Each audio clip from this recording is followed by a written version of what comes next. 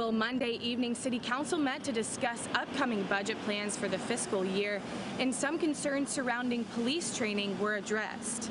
With recent events in the wake of George Floyd's death, some citizens in Spartanburg have brought attention to the potential need for additional police training in community relations. In the city of Spartanburg's council meeting Monday, Spartanburg financial and budget advisor Dennis LOCKE said it was a topic of conversation. There was just a general desire for there to be some type of change in regard to how police handle some of the interactions with the citizens. Spartanburg Police Department wants people to know what happened in George Floyd's case is not what they stand for. We do not like it when other police officers do things that are not correct.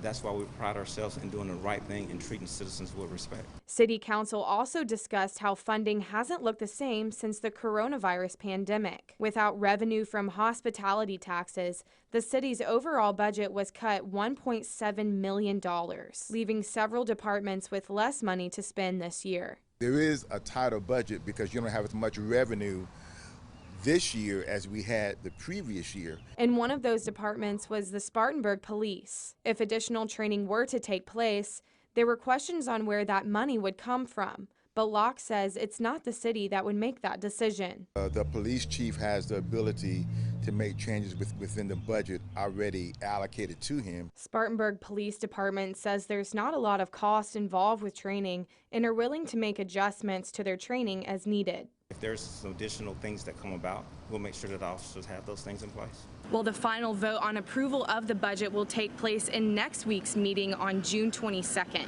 In Spartanburg, Sophia Radebaugh, 7 News.